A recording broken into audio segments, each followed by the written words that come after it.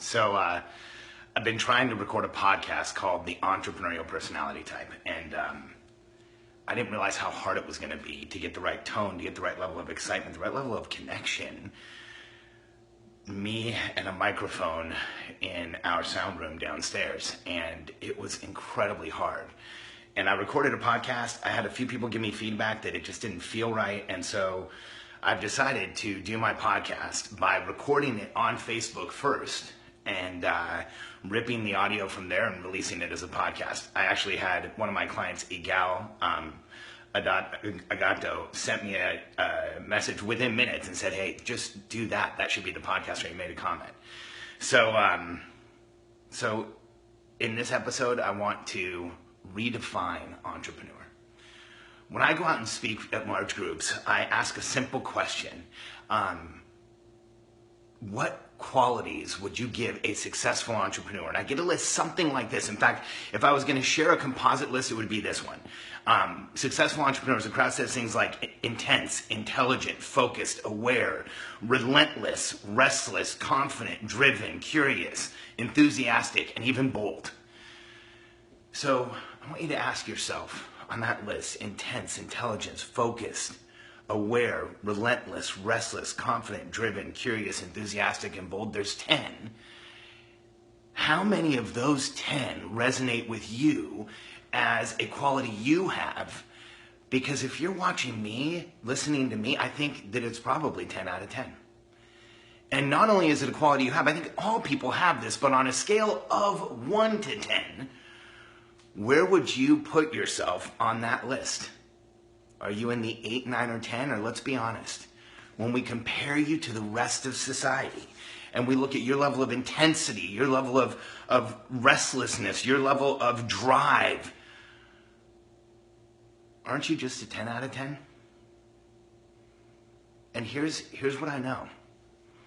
For people like us, and you know, what I found was it's not just crowds that do this. That say this. When I read the life histories of successful people throughout history, you see these qualities. But you also see the other side of all of these. Here's what I know about you if you're an 8, 9, or let's be honest, probably a 10. Your intensity has probably been seen as aggression. Your intelligence has probably been seen as arrogance. Your focus has probably been seen as being antisocial. You've probably even been called antisocial or told you isolate. Your awareness, relentlessness, restlessness, and confidence has been seen as sensitivity, even being cutthroat, maybe hyperactive, and conceited. Because see, for people like us, when pressure and noise goes up, there are two sides to this coin. And there's a difference between us and the rest of the world. The fact is, the rest of the world is not a 10 out of 10 on this list. The rest of the world doesn't have intensity and drive. In fact, at one point in the United States, 1/5 of the population watched a show like Wheel of Fortune every night. And if that show didn't play at the right time, hundreds of thousands of people called the TV station. We aren't like those people. And you know that your drive, your curiosity, your enthusiasm, your boldness has been seen as being irrational, even paranoid, obsessive, and risky.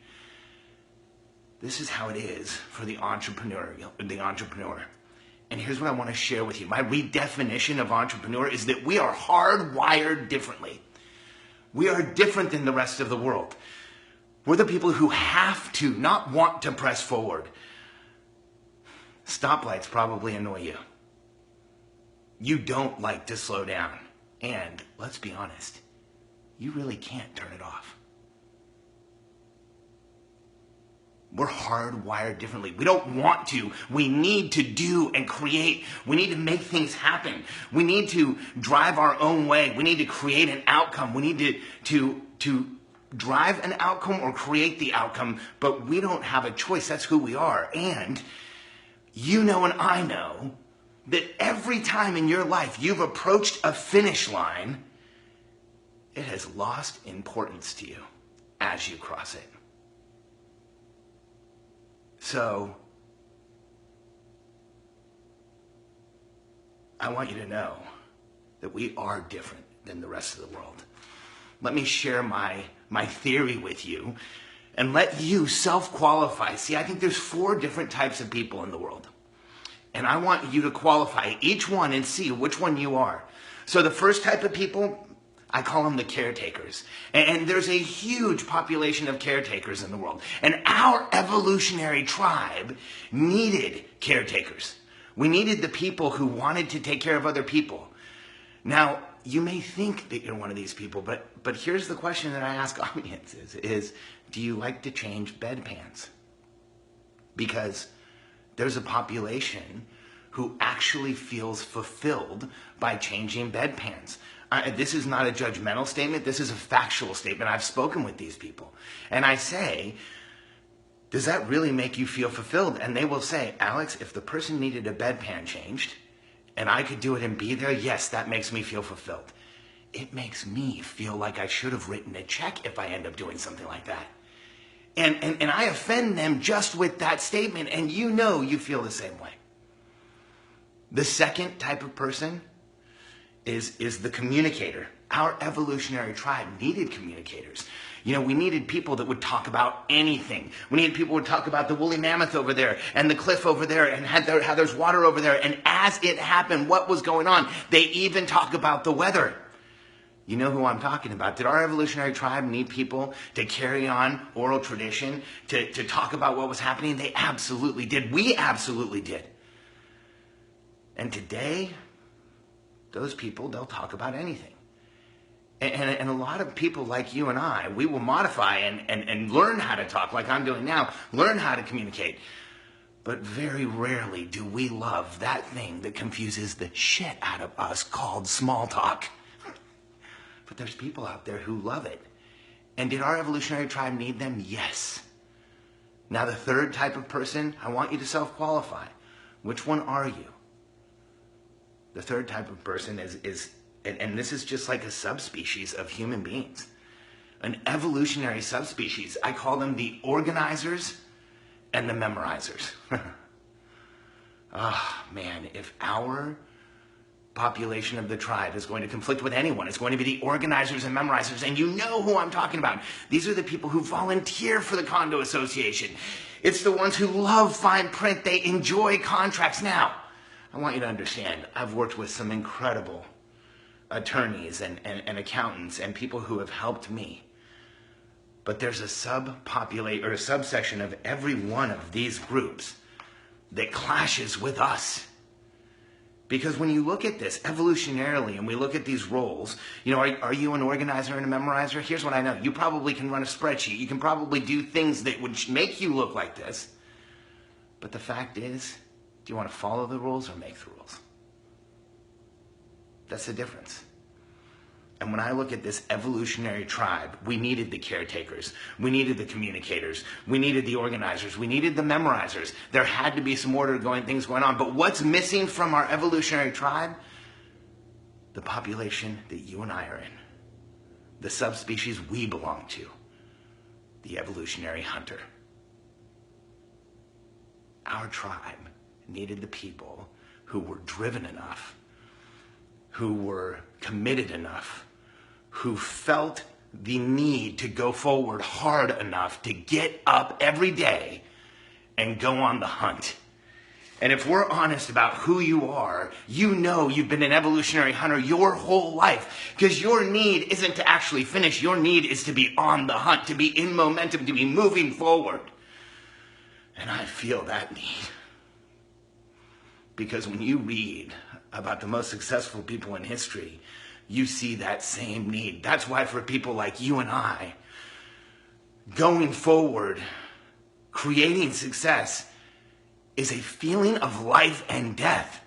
And the faster we admit it, the faster we understand who we are and how we can create the success we want in this world. Because our drive to create success, to go on the hunt, to kill, is evolutionary. It's chemical. It goes beyond what we can actually understand, and you and I both know that. Because entrepreneurs are the only people in the world who will get up every day, take the criticism and the pain and the condemnation of trying to do something different, and I don't think that we're just entrepreneurs. See, the evolutionary hunter is a personality type. The entrepreneurial personality type is a clear subpopulation in the world. And I want you to understand that I know you felt like a party of one, isolated and alone, and like you really didn't have a place to belong. But once you understand more about the entrepreneurial personality type,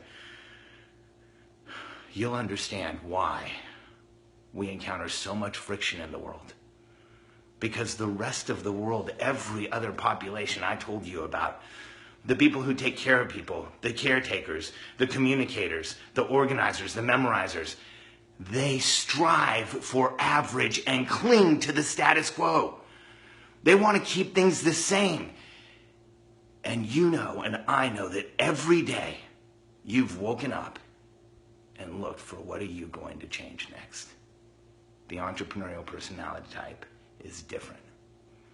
In the next episode, I want to show you why we don't want the same things as everyone else in the world, and what truly drives us, and how you can use it to create any outcome you want in your life.